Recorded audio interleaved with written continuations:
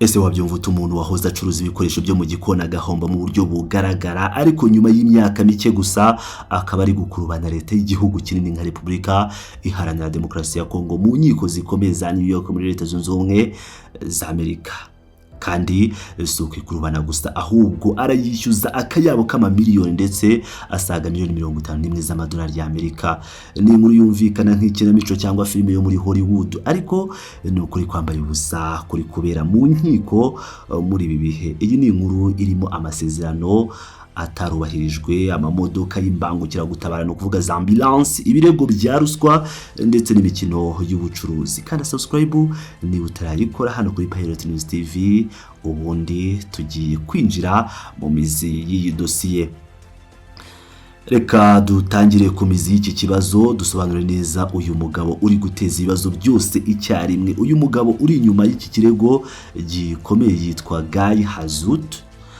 Ni umunyemari w'umufaransa ufite amateka atangaje kandi yihariye cyane mu by'ubucuruzi. Ubusanzwe ngo uyu Guy Hazut yatangiye ubucuruzi bwe agurisha ibikoresho byo mu gikoni, ariko ibyo ntabwo byamuhiriye na gato, kuko mu mwaka w'ibihumbi 2014 yaje guhomba bidasubirwaho, ibyo mu rurimi rw'icyongereza bita bankrupt.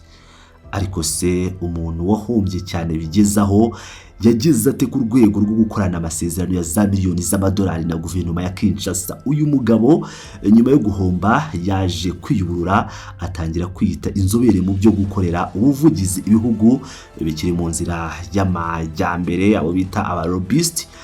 Yigira umukozi ushinzwe gucunga ishoramari ndetse aniyita umucukuzi ndetse n'ugurisha amamodoka y'imbangukiragutabara cyangwa se ambulance. Uyu mugabo ntabwo akora wenyine, ahubwo afite urusobe rw'ibigo byinshi akoresha mu nyungu ze. Muri ibyo bigo harimo icyitwa Lazy Holdings Group, kikaba ari ishami ry'ikigo kinini cyo mu birwa bya Maurice cyitwa Lazy Holdings. Hari n'ikindi kigo cy'abafaransa yashinze cyitwa Civilia Company. Ibigo byose bishamikiye ku kigo kinini cyane cyitwa Civilia Corporations cyangwa Corporation, byose bikaba biyoborwa n'uyu mufaransa Guy Hazut. Ibi bigo nibyo byashyize leta ya Felix Tshisekedi mu nkiko, byitwaje ko leta yanze kwishyura amasezerano bagiranye mu bihe bitandukanye. Kugira ngo twumve neza uburyo ibi byatangiye, reka dusubire inyuma gato mu mwaka w'ibihumbi 2018, kuko ari bw'ishingiro ry'idosiye ryatangiye. Icyo gihe Repubulika ya Demokarasi ya Kongo yari mu bihe bikomeye cyane, yugarijwe n'icyorezo cya Ebola cyari cyarayogoje intara zimwe na zimwe z'icyo gihugu, gihitana abantu batari bake.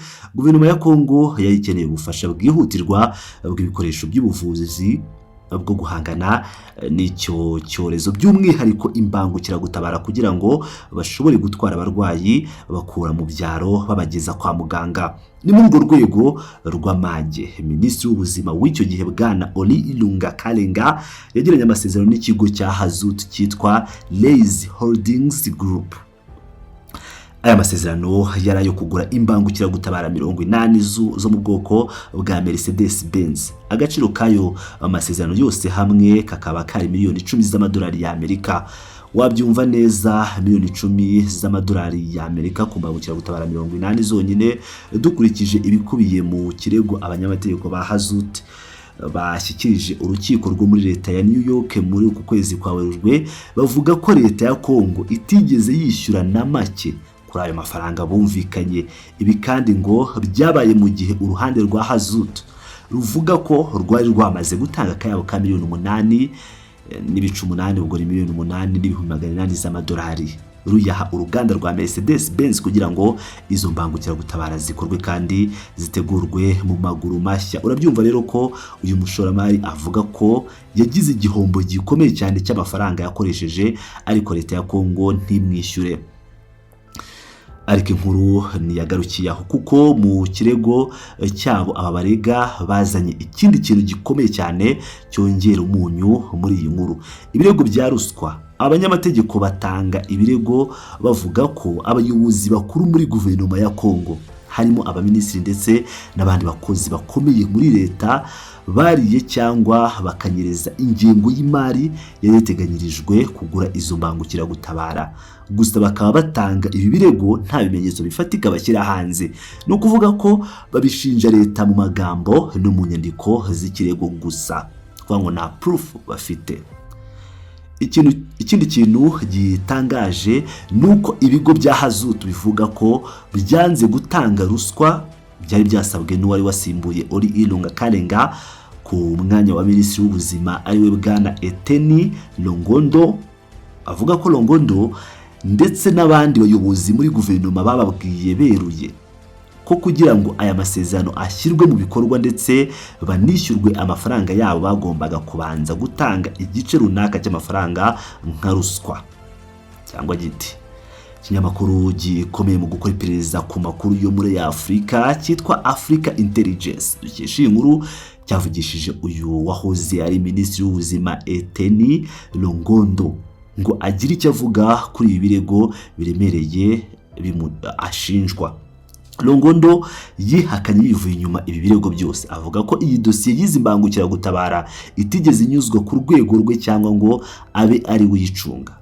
Yongeyeho ko ibyo byo kumushinja gusaba ruswa ari ibinyoma byambaye ubusa bishobora no kugaruka ababivuga bakabibazwa mu butabera. Mbese ni intambara y'amagambo n'amategeko ikomeye hagati y'impande zombi. Ushobora kwibwira ko kuba Hazuti atarishyuye miliyoni 10 ze ndetse no kuba yarasabwe ruswa nk'uko abivuga byari gutuma akura amaboko mu gukorana na leta ya Kongo burundu. Ariko siko byagenze. Ubu tugiye kwinjira mu gice cya kabiri cy'iyi nkuru, aho tugeze mu mwaka w'ibihumbi 2023. Muri uyu mwaka Repubulika ya Demokarasi ya Kongo yari ifite inshingano ikomeye ku rwego mpuzamahanga yo kwakira imikino ya 9 y'ibihugu bikoresha ururimi rw'igifaransa izwi nka Francophonie Games. Nkuko mwese mubizi, kwakira imikino minini nk'iyi ihuza amahanga bisaba ubwiteganyirize bukomeye haba mu mutekano ndetse no mu by'ubuzima kugira ngo abakinnyi n'abashyitsi bose bazabe batekanye.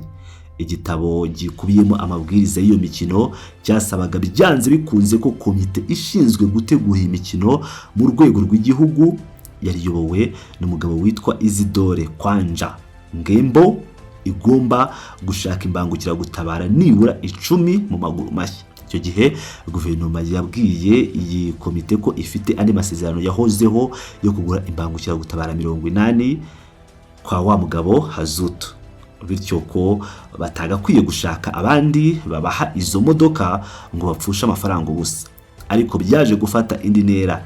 Ibihugu binyamuryango by'umuryango w'ibihugu bikoresha igifaransa byatangiye gushyira igitutu gikomeye kuri Kongo, bibabwira ko nibatabona imbangukiragutabara zihagije mu gihe cyihuse bitazohereza abakinnyi babyo muri iyo mikino y'Kinshasa. Ibi byari gukoza isoni igihugu mu maso y'amahanga. Mu gushaka gukemura icyo kibazo vuba na bwangu kubera igitutu, Isidore Kwanja Ngembo yafashe icyemezo cyo gusinya andi masezerano mashya n'irindi shami ry'ikigo cya Hazutu ryitwa Civilia Corp. Aya masezerano mashya yari ayo kuzana imbangukiragutabara 11 ku giciro cya miliyoni 2.2 z'amadolari y'Amerika, ubwo nukuvuga miliyoni 2.2 magana abiri, no kuvuga ngo ni miliyoni 2.2 z'amadolari Leta Zunze Ubumwe za Amerika. Ariko mbega ibyago, n'aya masezerano ya kabiri nayo ntabwo yubahirijwe kuko Kongo yongeye kunanirwa kuyishyura. Wakumva ibi ukibaza uti kuki leta itishyuye aya masezerano ya kabiri kandi bari bakeneye izo modoka cyane. Aha niho hazira undi muntu mushya muri iyi nkuru, bwana Nicolas Kazadi, wari minisitiri w'imari w'icyo gihe muri Kongo. Minisitiri Kazadi we yabyitambitsemo arabyanga rwose, yavuze ko bidashobora kwemeza iryo soko cyangwa badashobora kwemeza iryo soko rya Hazutu Hazutu nyine na ya Civilia Corporation ye, ahubwo ahitamo undi mushoramari utandukanye cyane witwa Harish Jagtani. Uyu akaba asanzwe afite ibitaro bikomeye muri Kongo byitwa HG Hospitals. kuki rero Kazadi yahisemo uyu muhinde Jagtani akanga umufaransa Hazutu? Impamvu ni ebyiri kandi zumvikana neza mu by'ubucuruzi. Iya mbere ni igiciro. Jagtani yatanze igiciro gito cyane ugereranyije n'icya Hazutu. Jagtani yemeye amadolari 87,000 mu gihe Hazutu we yatangaga imodoka nkeya 11 kandi buri mbangukiragutabara imwe akayibarira ku madolari 140,000. Kino mucyumve neza. 140,000 mu gihundi ari 87,000. Urabona ko ikinyuranyo cy'ibiciro ari kinini cyane, hafi inshuro ebyiri zose ku modoka imwe. Impamvu ya kabiri yatumye haba isoko nyine rihabwa uyu Jagtani nuko amamodoka ye yarasanzwe ahari Kinshasa, zari ziteguye gukoreshwa ako kanya nta gutegereza, mu gihe za Hazutu nta muntu n'umwe wari uzi igihe nyacyo zari kugera mu gihugu kandi imikino ya Francophonie yari yegereje cyane. Ubwo Africa Intelligence dukesha inkuru yabazaga Nicolas Kazadi kuri uko kwivanga mu masezerano, yavuze yeruye ko Isidore Kwanja Ngembo atari afite ububasha cyangwa uburenganzira bwo gusinyira leta amasezerano nk'ayo. Kazadi yongeyeho ko mu mwaka w'2022 yari yarahaye Ngembo amabwiriza akomeye kandi yanditse amubuza gufata ibyemezo cyangwa ngo yiyemeze ikintu cyose kijyanye no kugura imbangukiragutabara. No kuvuga ko ayo masezerano ya miliyoni 2,200 by'amadolari ya Amerika yari imfabusa kuko yasinywe n'utabifitiye ububasha nk'uko Minisitiri w'Imari abisobanura. Ibi byose rero bimaze kuba byatumye Hazutu abona ko ari gukinwa, afata icyemezo ntakuka cyo kurega leta ya Congo. Ariko se kwibaza ngo kuki yaregeye mu rukiko rwo muri leta ya New York kandi we yari umufaransa, ibigo bye bikaba ibyo muri Maurice n'Ubufaransa kandi na Congo ikaba ari igihugu cyo muri Afrika. Abanyamategeko b'uruhande rurega bafite amayeri ahambaye, bavuga ko bahisemo urukiko rw'ikirenga rwa New York Supreme Court kuko bavumbuye ko leta ya Repubulika ya Demokarasi ya Congo ifite imitungo yayo inyuranye ibarizwa muri Leta Zunze Ubumwe za Amerika. Bityo bagendeye ku mategeko mpuzamahanga, urukiko rwo muri Amerika rukaba rufite ububasha bwo kuburanisha urubanza no gufatira iyo mitungo ya Congo kugira ngo yishyurwe umwenda. Mu gihe Congo yatsinzwe urubanza ikanga kwishyura ku neza. Reka dusesengure gato uburyo ziriya miliyoni 51 z'amadolari asaba zabazwe. Ibigo bya Hazutu ntabwo bishaka gusa gusubizwa wa mwenda w'amafaranga bahawe mu masezerano ya mbere ariyo miliyoni 10 na ya kabiri miliyoni 2,200 by'amadolari. Oya, ahubwo bashingiye cyangwa bishingikirije ku mategeko y'ubucuruzi n'amasezerano, bashyizemo amande akabije, ibyo bita financial penalties, angana n'inshuro 3 z'amafaranga bari bumvikanye mbere hose. Muri make kubera gutinda kwishyura no guhomba cyangwa igihombo bahuye nacyo, ikigo cya Raise Holdings Group kiri kwishyuza miliyoni 30 z'amadolari nk'amande gusa kubera ari amasezerano ya mbere yo muri 2018 atarubahirijwe. Iyo uteranyije byose hamwe rero imyenda yibanze y'amasezerano yombi, ibihombo iri tsinda ryagize gutanga za komande muri Mercedes Benz ndetse n'amande akomeye, basaba urukiko basanga bishyuza leta ya Congo akayabo kangana na miliyoni 51 z'amadolari ya Amerika. Ntabwo ari amafaranga yo gukinisha kuko ashobora kubaka ibindi bitaro byinshi. Ikinyamakuru Africa Intelligence cyagerageje kuvugisha umunyamategeko mukuru uhagarariye ibigo bya Raise and Civilia ngo agire icyo abivugaho, asobanure iby'ibyo birego neza, ariko uwo munyamategeko yanze kugira icyo atangaza na gato, avuga ko urubanza rukiri mu mizi cyangwa ruracyakomeje mu nkiko, bityo ko adashobora gutanga amakuru. Ngayo nguko rero nshuti bakunzi bacu, nguko ko iyi dosiye y'iri shyamba ry'imanza iteye umugabo watangiye acuruza ibikoresho byo mu gikoni agahomba akabura byose, ubu asigaye yikubita mu gatuza ashaka amadolari miliyoni 51 yose ku gihugu kirindi cya Congo, ashingiye ku masezerano abayobozi ba Congo ubwabo bavuga ko atari yubahirije amategeko y'isoko ndetse akaba yararimo ibiciro bihanitse bidasanzwe. Ku rundi ruhande uyu mushoramari ashinja abayobozi ba Congo ko mwaka ruswa yeruye no kunyereza imari ya leta yabagenewe. Ese murabona iyi dosiye ikomeye imeze gutya izarangira gute?